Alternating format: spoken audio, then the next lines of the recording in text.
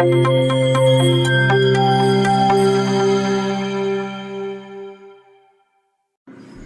everyone, my name is Dr. Sumit Shinde. I'm a maxillofacial and I'm a head and neck surgeon. And the topic that I'm going to cover today for you guys is ATLS, that is Advanced Trauma Life Support. So the way in which I would like to teach the topic of ATLS is it's a small story. Okay, so imagine yourself at a highway where you see an accident or a road traffic accident that happens. Alright, so this is the view that you see when there is a road traffic accident, what you're seeing on the screen. Alright, what's your first response? So you're a doctor and you see an accident happening on the highway. What's your first response? Of course, you make a phone call, right? So you made a phone call to the ambulance or to the EMS. So the EMS or the ambulance, they arrive on the spot. So either of the two things will happen. Number one, if your tertiary care center or your hospital is in a very close proximity of the accident site, they're going to come via the road or the ground route.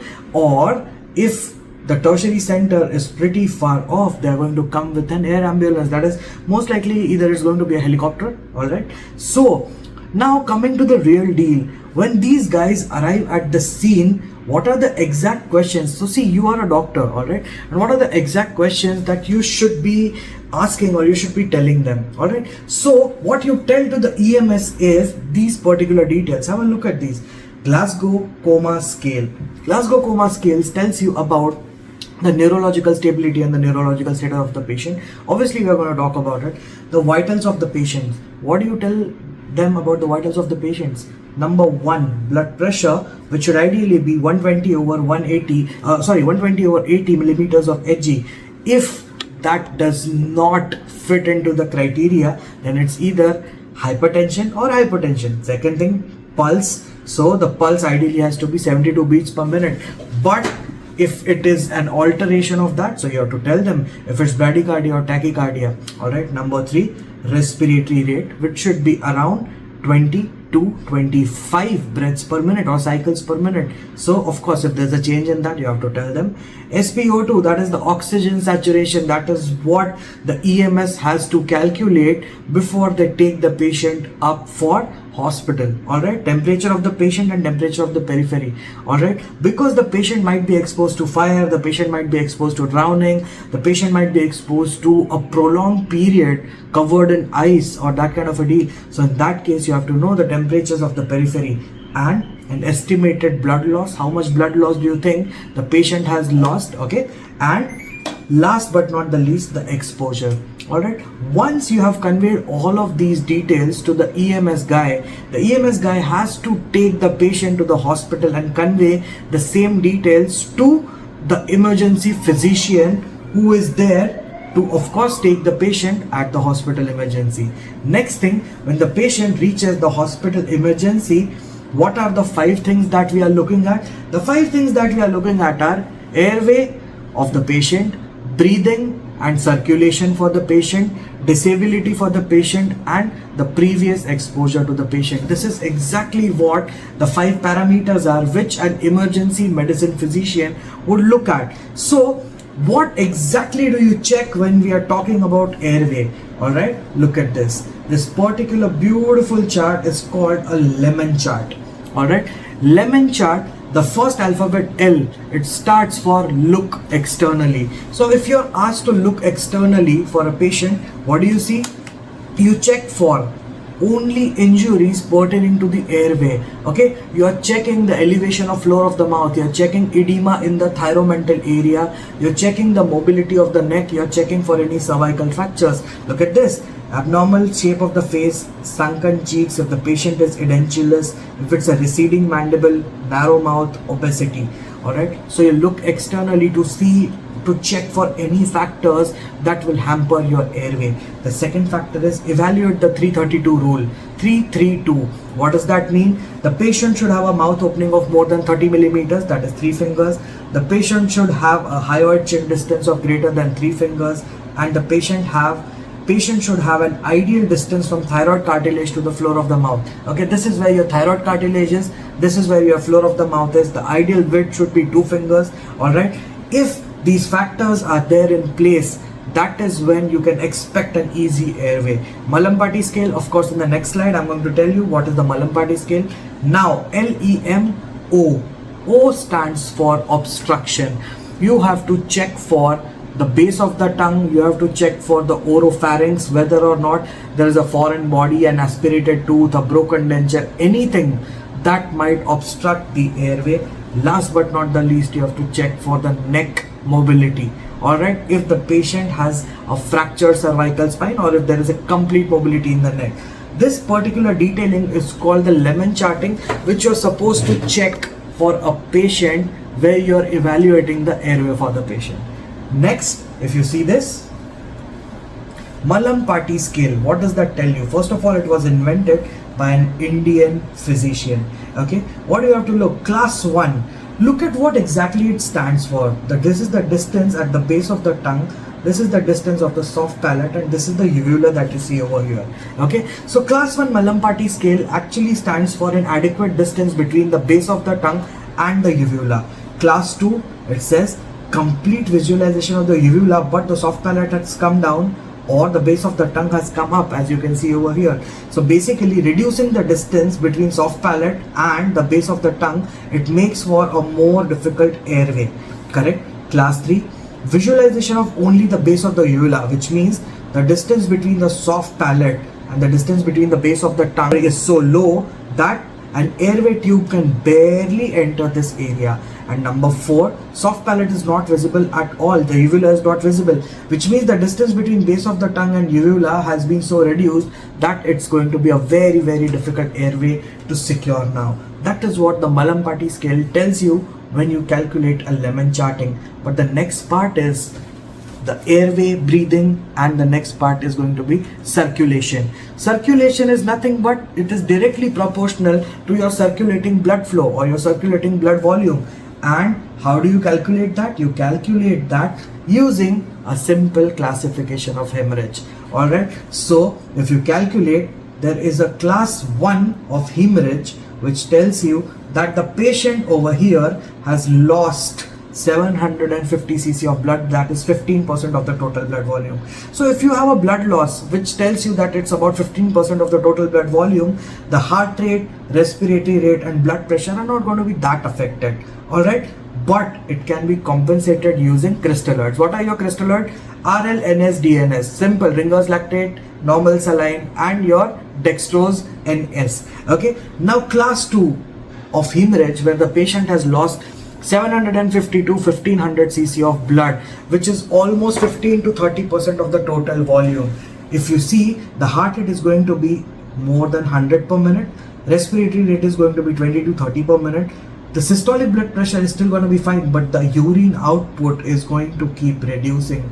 A class 2 shock or a class 2 hemorrhagic can still be managed with RL, NS, and DNS, but beyond that you have to go for colloids. Look at this class 3 shock, where the patient has lost 1500 to 2000 cc of blood, that is 30 to 40% of the total blood volume. Here the heart rate will increase, the respiratory rate will increase. Why? Because the body requires more oxygen and the blood is not there, so obviously the flow has to be increased. Systolic blood pressure decreases, urine output decreases, and it cannot be compensated without a transfusion. You have to go for a blood transfusion. And class 4 shock and hemorrhage, where the patient has lost more than 40% of the total volume of the blood, that is more than 2000 cc. Over here the heart rate is severely increased, more than 140 beats per minute, respiratory rate is greatly increased, blood pressure is decreased, urine output is minimal, less than 5 cc per hour. Okay, and the patient only has minutes to live, only if managed, if not managed well. Alright, now coming back to the D part of the ABCDE, that is the disability. Disability of any patient is calculated using a Glasgow Coma Scale. Glasgow Coma Scale has basically 3 parameters: an eye response or an eye-opening response, a motor response, and a verbal response. So let me explain it to you in a very basic fashion. How does the GCS work? Okay, so let's say a patient is lying on the bed, okay, a trauma case for that matter of fact, the patient is lying on the bed and you go there and you ask them for their name. If they open their eyes spontaneously, they get 4 points for it. if they open their eyes, if you have to call up their name repeatedly, "Arey, please get up, get up, get up," in that case they get 3 points. If you have to apply some physical pressure to them for them to open their eyes, then they get 2 points. And if that doesn't work, the patient gets 0 points. That is the compartment 1 of a Glasgow Coma scale. Look at the compartment 2, that is the verbal response. Let's say a patient, again a trauma patient, is lying on the bed. Alright, you reach out there, you tell the patient, you ask the patient a simple question, okay, which school did you go to? If the patient tells you the correct answer, they get 5 points for it. That's an oriented response. If the patient gives a very confused response, maybe he spelled the school wrong, so he gets 4 points for that. If the patient just barely mutters some words, okay, XYZ public school, in that case he gets 3 points. But if the speech is incomprehensible, you cannot find out, you cannot understand what words this patient has muttered, then it's going to be incomprehensible sounds, and that is 2 points for it. And finally, if the patient cannot muster up a verbal response, that is going to be 0 or 1 points for that patient. So sorry. Okay, now the last one, motor response. Let's say you ask the patient to pick up a hot glass of water. Okay, if the patient obeys the command and picks up the glass, he gets 6 points. If the patient tries to reach the glass and almost reaches the glass without picking it up, it's called localizing. The patient still gets 5 points. If that patient withdraws his hand away from that hot water, okay, that is going to be 4 points. But let's say you change the subject, now you get a very hot pressure cooker near the patient's hands and the patient tries to touch that cooker, it's called abnormal flexion.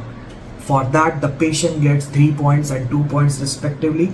And if there is no motor response, of course the patient gets 1 point. So you guys have already figured it out. The maximum score that a patient can have in a Glasgow Coma scale is 1-5, that is 15 points, 6 plus 5 plus 4. Okay, and the minimum score that the patient can have is 3 points. Okay, so at 3 points the patient is already considered brain dead and fit for organ donation. Alright, and between 15 points to 14 points the patient is considered absolutely fine, absolutely normal. Okay, now there is an extra additional score that they have added, that is the pupil reactivity score. So how do you calculate that? It's very simple. Let's say I bring a very hot flashing light near your eyes which is just blinking like that. Okay, so if I bring it near your pupil, both of your pupils will constrict, not just one, both of them. Okay, that response, if it's lost, then it's a neurological symptom. Look at this. If both your pupils are responsive to the light, you get 2 points. If only one of your pupil is responsive, you get 1 point. And if neither of your pupils are responsible, you get 0 points. Alright, so this completely tells you a neurological status of the patient. And once you have considered the final aspect, that is the E part.